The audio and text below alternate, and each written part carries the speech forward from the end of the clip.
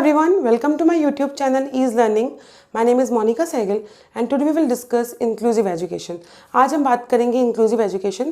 देखिए हम UGC net paper discuss कर रहे हैं एजुकेशन पेपर को डिस्कस किया जा रहा है.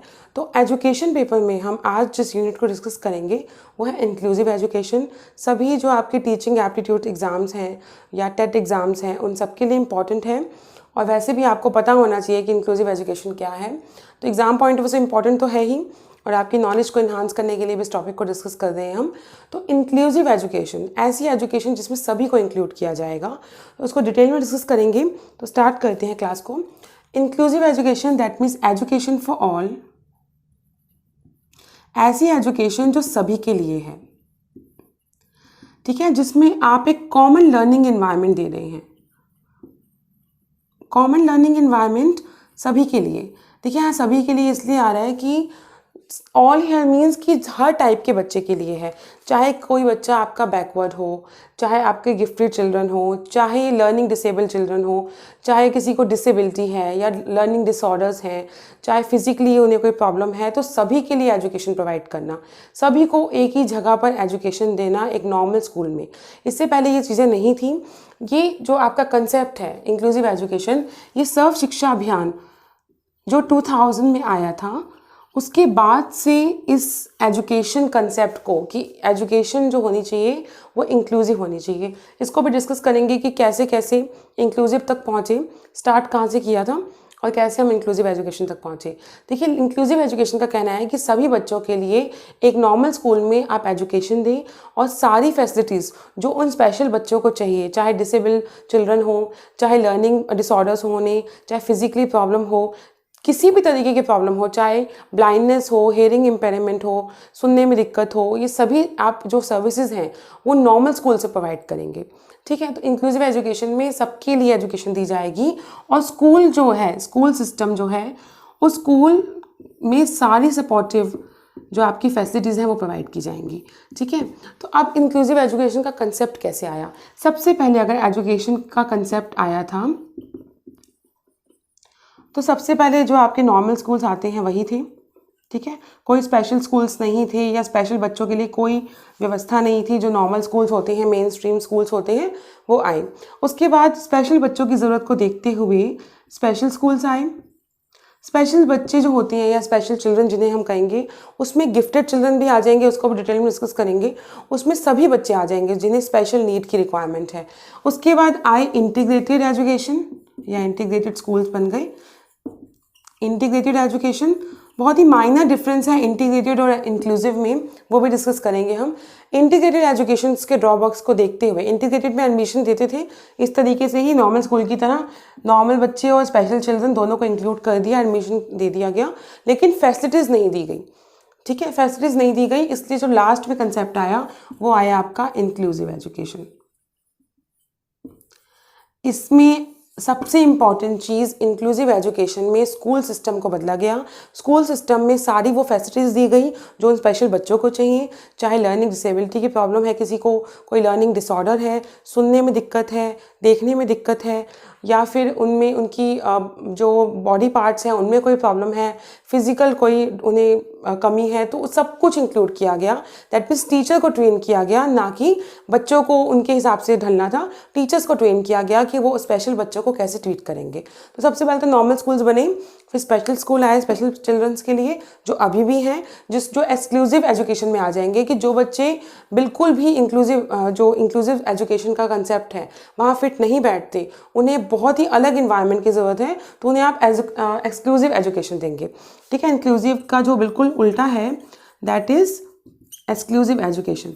ठीक है, उन्हें आप स्पेशल एक अलग ही स्कूल देंगे, अलग ही रिक्वायरमेंट देंगे, लेकिन जो बच्चे आपके आ सकते हैं इंक्लूसिव एजुकेशन में उनके लिए इंक्लूसिव एजुकेशन की गई. कि जैसे स्कूल्स हैं, मान लीजिए एग्जांपल के तौर पर कि एक नॉर्मल स्कूल है वो 10 किलोमीटर या 7 किलोमीटर की रेंज में है और जो स्पेशल स्कूल है वो 50 to 60 किलोमीटर की रेंज में है.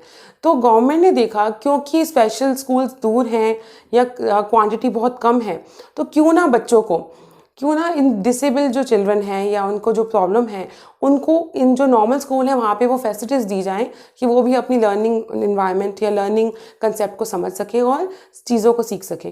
तो इसलिए इंक्लूसिव एजुकेशन का कंसेप्ट आया और ज़्यादा इससे जोर पकड़ा जब सर्व शिक्षा अभियान 2000 में आया था। तब ज़्यादा इस पर इम्पैक्ट दिया गया कि डिसेबल बच्चों के लिए उन्हें बिल्कुल एक जैसा ट्रीट किया जाए, उनमें कोई हीन भावना ना आए क्योंकि वो डिसेबल्ड हैं, या इसलिए इंक्लूसिव एजुकेशन के कंसेप्ट को बनाया गया। और कोई भी स्कूल किसी डिसेबल बच्चे को एडमिशन देने से मना नहीं करेगा, प्लस सारी फैसिलिटीज़ प्रोवाइड करेंगे अगर फिजिकली प्रॉब्लम है तब भी, क्योंकि उस कंसेप्ट में एक कंसेप्ट आया जो एग्जाम में भी आ चुका है, BALA Bala, which is building, ठीक है, आपके बिल्डिंग लर्निंग एड, जिसमें आप जो बिल्डिंग है उसी को ही ट्रीट कर लेते हैं, ठीक है। उसमें मतलब बिल्डिंग फ्रेंडली हो जाती है उन बच्चों के लिए। मान लीजिए स्टेयर्स के साथ साथ वो रैम्प भी लगा दी गई जिससे कि डिसेबल बच्चे जो हैं वो वहाँ पर जा भी सकें, जो फिजिकली उन्हें प्रॉब्लम है, या उन्हें स्पेशल टीचर प्रोवाइड करेंगे जिससे कि वो चीज़ों को समझ सके, ठीक है। जब से अवेयरनेस आई है इन लर्निंग डिसऑर्डर्स को लेकर या लर्निंग डिसेबिलिटीज़ को लेकर, तो इतना बड़ा इशू नहीं बन गया है कि बच्चों को अगर लर्निंग डिसऑर्डर्स या लर्निंग डिसेबिलिटीज़ हैं तो उन्हें स्पेशल गाइडेंस से, पेरेंट्स के सपोर्ट से और टीचर के सपोर्ट से क्योर किया जा सकता है।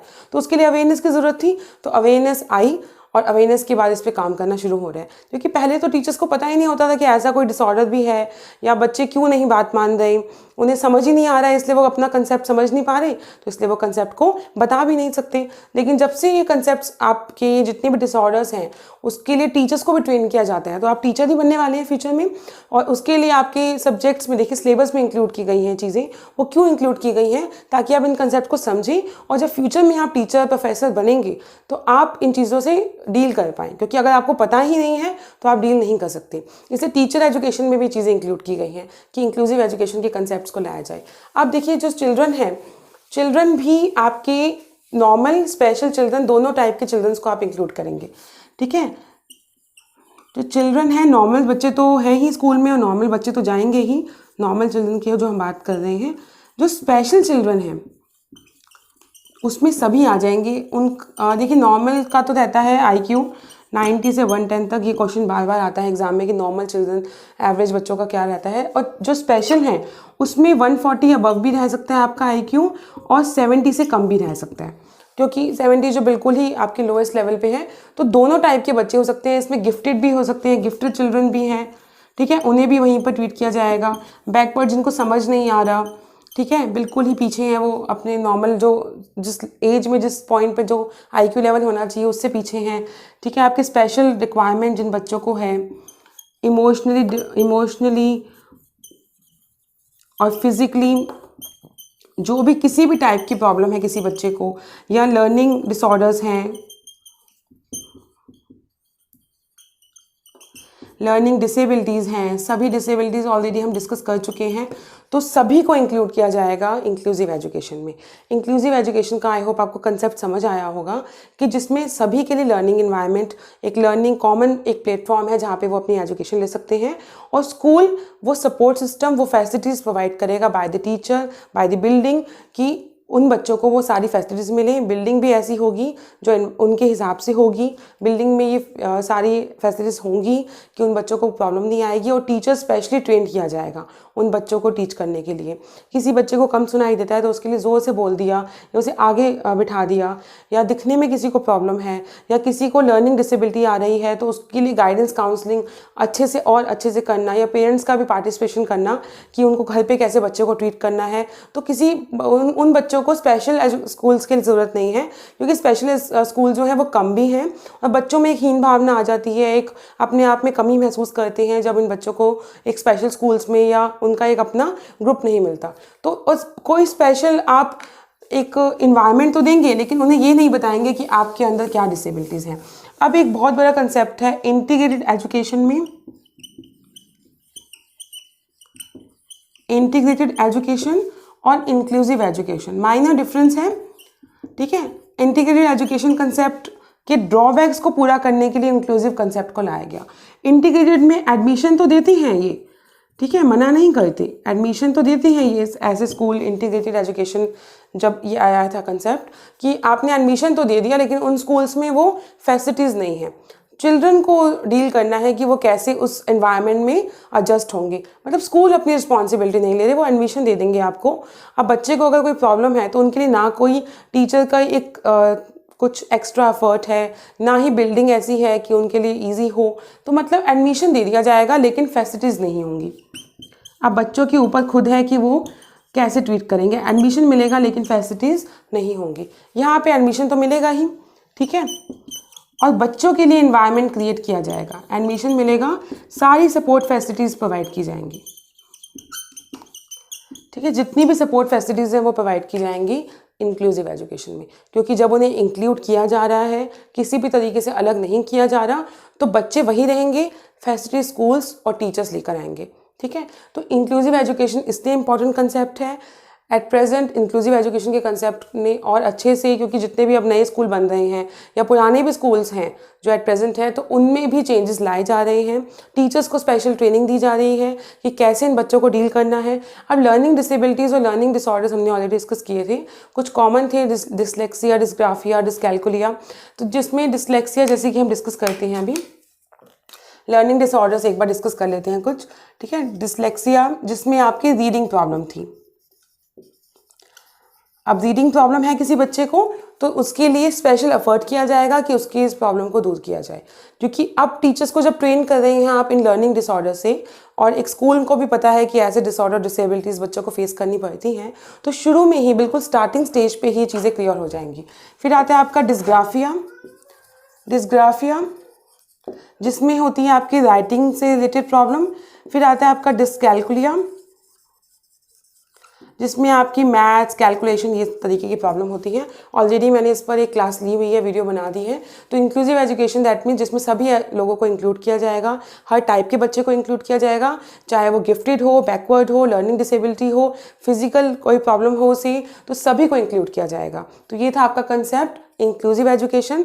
जो नाम है वही मतलब है। इसका जस्ट अपोजिट है एक्सक्लूसिव एजुकेशन, जिसमें वो बच्चे जो इंक्लूसिव में पार्ट नहीं ले पाते या उनके लिए बिल्कुल स्पेशल रिक्वायरमेंट है ही, तो वो बच्चे जाएंगे एक्सक्लूसिव एजुकेशन में। अदरवाइज जितने भी बच्चे हैं जिनको जो भी प्रॉब्लम क्योर हो सकती है, तो main stream schools, normal school में नॉर्मल बच्चों के साथ ट्रीट किया जाएगा और उन्हें ये फील नहीं करवाया जाएगा कि आप में ये प्रॉब्लम है ये या कोई डिसेबिलिटी है। उनको नॉर्मल ट्रीट करके उनकी जो प्रॉब्लम्स हैं उस पर काम करके गाइडेंस काउंसलिंग से उन्हें ठीक किया जाएगा। तो आई होप आपको ये टॉपिक क्लियर हुआ होगा, ये वीडियो क्लियर हुई होगी। और अगर वीडियो अच्छी लगी है तो please like, share, subscribe to my channel and hit the bell icon for latest update. Thank you.